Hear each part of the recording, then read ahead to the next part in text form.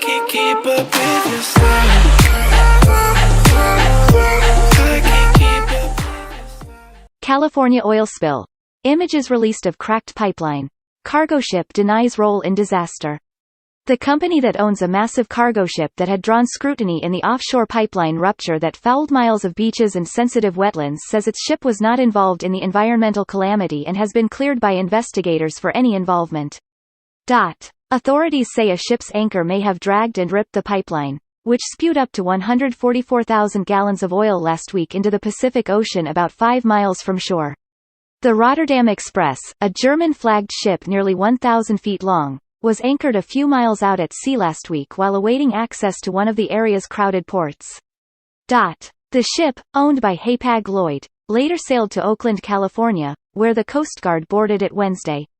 Data from the navigation service Marine Traffic shows the Rotterdam Express may have made 3 unusual movements over 2 days that appear to put it over the pipeline, the Associated Press reported. Hapag-Lloyd spokesman Nils Haupt denied in an email to USA Today that the ship and its crew did anything wrong. He said the ship arrived in the area on September 21. The anchor was dropped exactly as requested and confirmed by port officials, Haupt said. It did not move until October 3, then it left, for Oakland. It was basically 12 days on a standstill on the very same position. Haupt said the ship did not pass over the pipeline and no oil was spotted around the ship. Hapag-Lloyd is fully cooperating with authorities, he said. Coast Guard investigators boarded the massive German-flagged container ship Rotterdam Express to determine if it was involved in the spill. The Rotterdam was the ship anchored closest to the pipeline last week. Hapag-Lloyd confirmed Thursday that investigators boarded the ship while it was docked at the port of Oakland in San Francisco Bay. The Coast Guard interviewed the captain and crew and was provided access to the logbook showing the ship's locations, according to Nils Haupt, a spokesman at Hapag-Lloyd's headquarters in Hamburg, Germany. Afterward, the Coast Guard called the company to say the Rotterdam no longer was under scrutiny for the spill, Haupt said. The ship was cleared to depart Oakland was headed to Mexico. The investigation continues as authorities clean up the oil. The Unified Command, led by the Coast Guard, said more than 400 crew members were in cleanup operations. Up to 1,500 people were expected to be sent by the end of the week, the command said in a statement. The Unified Command released the first images of the pipeline and the 13-inch crack investigators believe could be the source of the leak. Video showing the pipeline shows a fairly thin, hairline crack, which some experts say might help explain how so much oil leaked into waters without being immediately discovered and stopped. Amplify Energy Corp.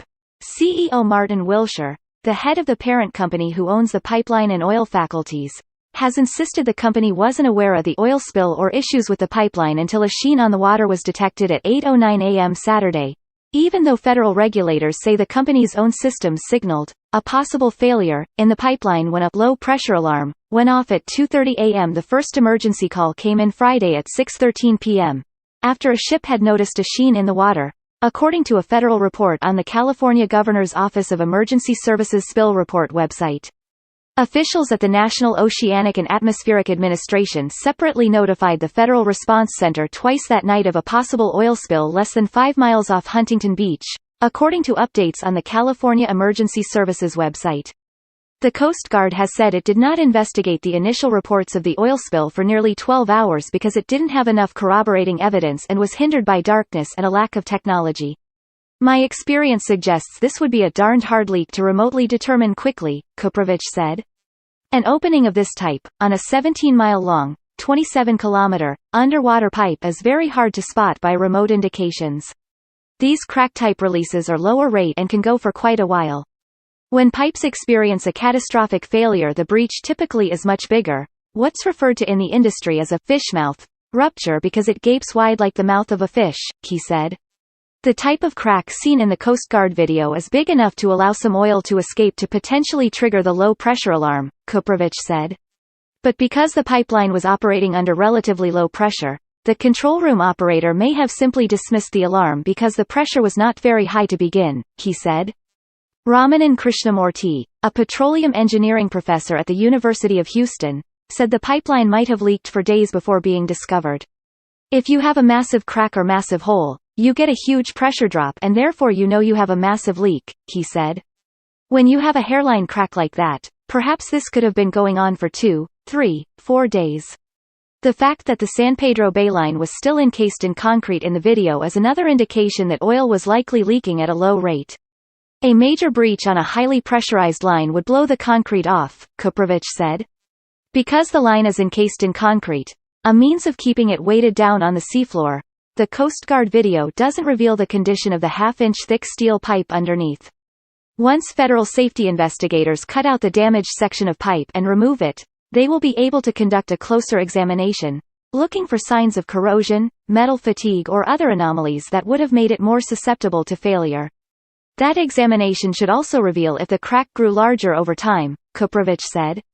Orange County Supervisor Katrina Foley urged residents to join the cleanup, calling on thousands of volunteers to assist with cleanup efforts.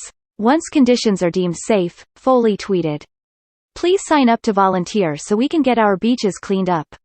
Foley said volunteers will receive 4 hours of training to protect their health and to ensure hazardous materials are disposed of properly. More than 2 miles of containment boom had been deployed as of Wednesday, and 5,544 gallons of crude oil had been recovered, the Coast Guard said. The Wetlands and Wildlife Care Center said that so far 19 birds had been recovered alive and at least 5 others had died.